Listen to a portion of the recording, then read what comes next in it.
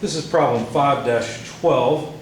It says compute the estimated actual endurance strength for SAE 4130 WQT, which is water quenching temperature, at 1300 degrees steel bar with a rectangular cross section of 20 millimeters by 60 millimeters. It is to be machined and subjected to repeated and reversed bending stress. A reliability of 99% is required.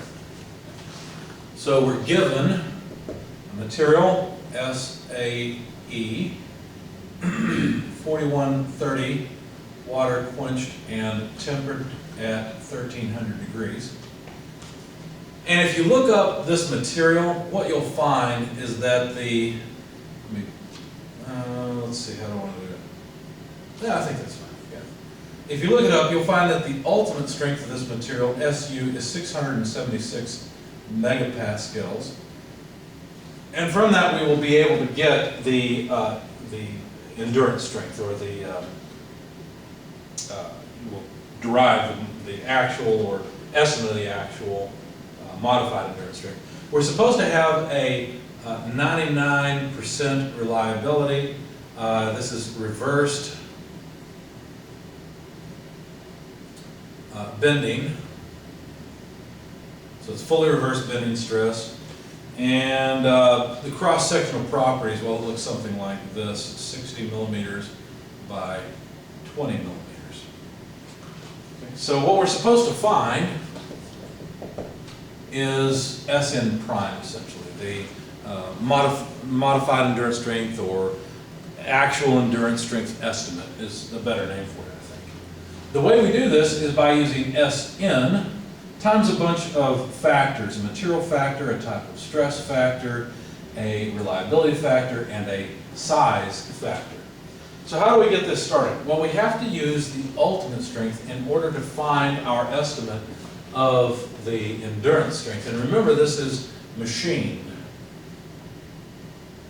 Now remember, there is a figure, it's 5-8, I believe, that allows us to look up the endurance strength, Sn, based on the ultimate strength. Remember, there are two parts to this figure. There's part A and a part B. Part A is English units, part B is metric units. Okay, so all you do is you go on the x-axis, look up SU. I'm sorry, but my U's and N's look a lot alike. Let's try to fix that. And from that, you'll get Sn, but you've got to know which curve to go to. Now, the curve is not so much a material property as a surface finish thing. So if you go on the x-axis to 676 megapascals, you have to go up to the appropriate curve that represents how the surface, the outside of the part, is made. We know it's machined, so we will have to go to the machined curve.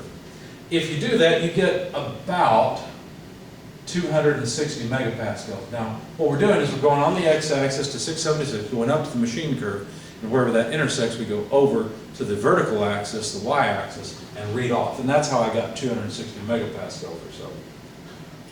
So now we can calculate the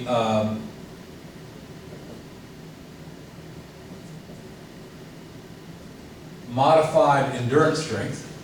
We just need a material factor first. Well, the material factor is 1 for wrought steel.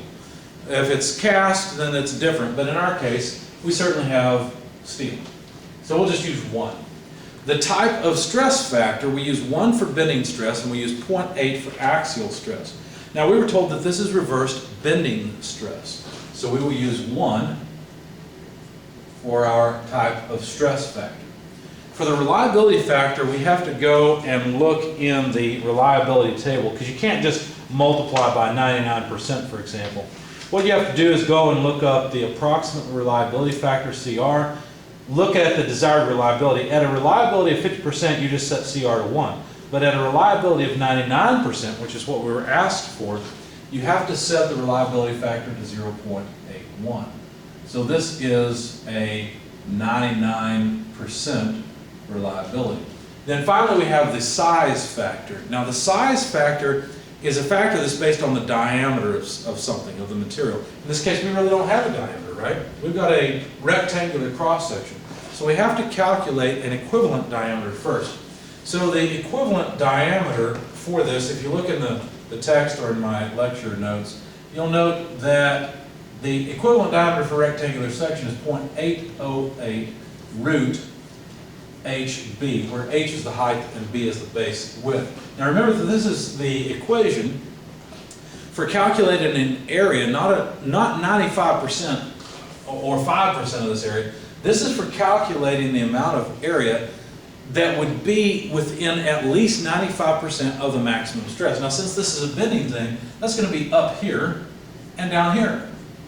Now how high do those go? Well, you can look in the book, there's a figure for it. It turns out it is 2.5% here and 2.5% here. But the point is that the only reason it comes out that way is because the stress is linearly distributed along the height of this cross section. Okay, so that's supposed to go to 0. So I'm just imagining we have compressive stress at the bottom and tensile stresses at the top. And that, like I said, it's not a very good drawing. There we go. Anyway, so we just want however much length is necessary to capture stresses that are within 95% of the maximum stresses. And it turns out, like I said, that's 2.5% of the top, 2.5% of the bottom. And so then if you calculate an equivalent diameter for a shaft that's actually rotating, well, a shaft that's rotating has, you know, area that experiences 95% of the maximum stress. Again, it's still the same kind of bending stress profile, right, where you have compression on one side and tension on the other. But this point up here is going to rotate down and experience compressive stress. And so if you calculate the A95, or the area that has at least 95% of the maximum stress, then that's a different area. You can set those two areas equal to each other in order to get an equivalent diameter. That's where this comes from.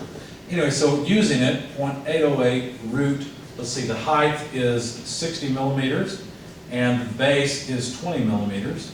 So when we square, well, not square this, but when we take the square root of the units, we'll get millimeters back.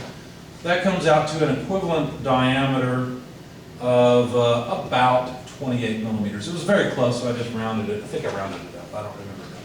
And then the size factor, since this 28 millimeters is within, I've forgotten the exact range. You can look it up in the text. There's a page or a chart, a figure, that has the different equations used based on the size.